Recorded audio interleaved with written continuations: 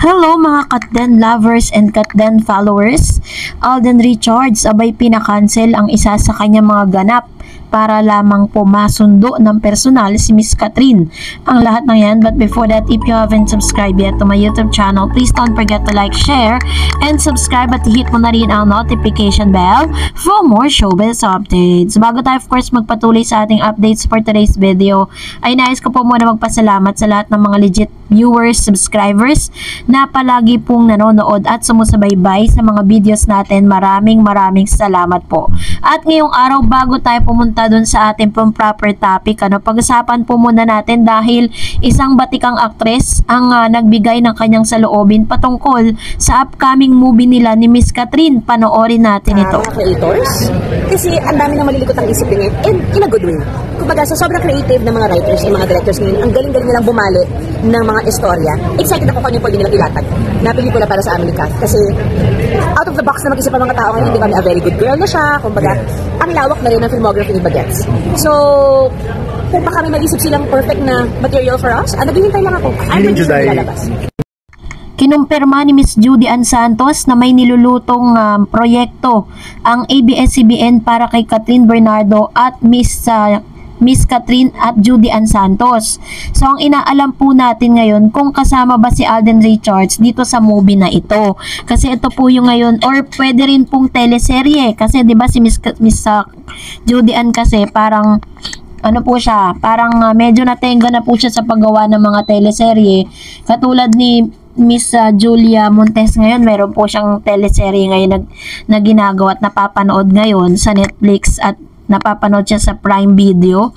Parang ano yun pay-per-view siya. Tapos, ano po siya ngayon, talagang patok po yung Saving Grace.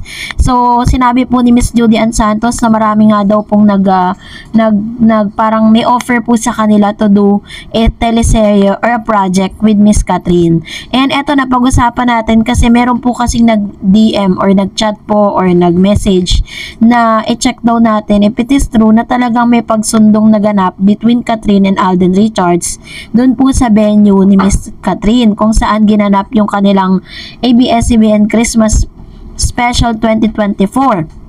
Kasi sa kasabay po na pagdiriwang po ng Christmas special ng ABS-CBN ay si Alden Richards naman po is kasabay din na meron siyang Christmas party sa Conchas, yung kanya pong restaurant sa Laguna. At kasabay din ito, pagkatapos niya pong mamigay ng 70,000 na parapol dito po sa kanyang mga empleyado, meron din po siyang ganap dito po sa Binyan, Laguna naman, yung kanyang McDonald's, nagkaroon din po ng Christmas party. At according po sa ilang mga source, parang si Alden po, meron pa siyang panibagong ganap, which is eto nga yung video na yon. Panoorin muna natin. Your family, it's an honor and a privilege. And I hope this is the start of a longer relationship with you guys. I hope to see you guys soon. Ingat kayo palagi and wishing you a very Merry Christmas and a Happy New Year. More power, guys. See you soon. According po sa source, si Mr. Alden Richards po ay hindi na po siya nakapunta doon sa kanyang ikatatlong ganap dahil meron pinangakuan di umano itong si Mr. Alden Richards na parang meron siyang susunduin. So, sabi nga po ng isang nagchat sa akin na parang naghahanap sila or base po doon sa source na nagsabi sa kanya, walang video or photos na nakuha o resibo na makapagsasabing may nagsundo kay Miss Catherine na tinutukoy nga si Tisoy dahil nagmamadali nga daw itong si Miss Catherine Bernardo. So, possible kaya? Kasi ako po parang mas kampante ako na possible na nangyari yun dahil nga, yung pong video na napanood po ninyo, imbis na pumunta si Alden Richards doon para po maging special guest siya, hindi na nakinaya ng schedule kaya nagpadala po siya ng video greetings. At marahil syempre mas priority niya ngayon si Catherine kaya parang kinansela niya ang ilan sa mga ganap niya pa. At yun po yung mga sumunod na ganap. So, napansin din natin na ang suot po ni Miss Catherine Bernardo during that night, bago siya umuwi, naka-white siya. 'Di ba? Parang, yun nga, very sexy, cross yung sa leeg niya. Tapos si Alden Richards naka-white din. So, kasi 'di ba kapag magkasama sila, palagi silang partner ng damit. Ayan, so, yun yung possible, no? Pero, syempre, naghanap pa rin tayo ng mas matibay pa na ebidensya na meron gang sundo ang naganap dito po sa Christmas special events. Kasi kapag nangyari talaga yan, imposibleng walang lalabas na resibo. So, if ever na lumabas na po ang lahat ng mga resibo, videos, BTS, behind the scene, ilalabas agad natin dito po sa ating pong channel.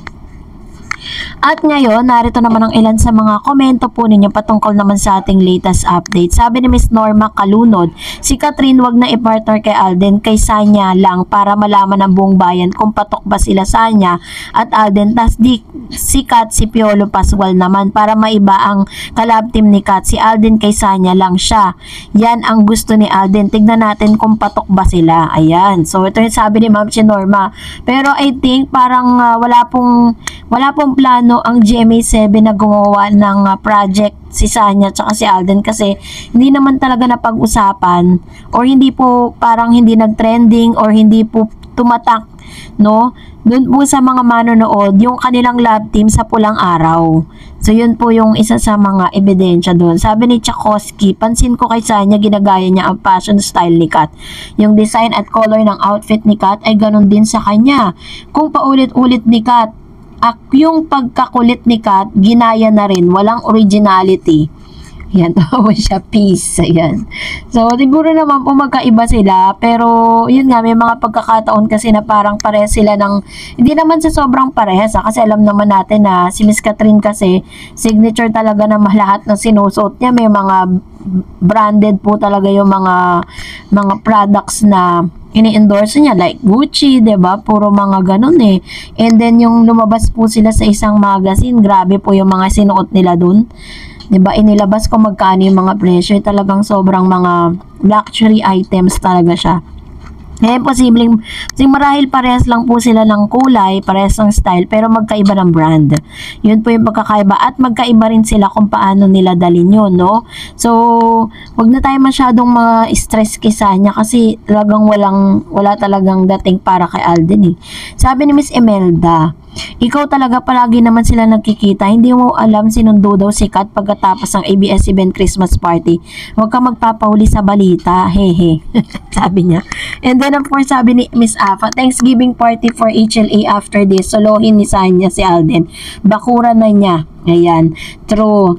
Parang may ngayon, may magaganap ngayong gabi dahil meron po akong video na nakita kay Mr. John Vale. Mamaya ilalabas natin na parang may pupuntahan siyang party, no?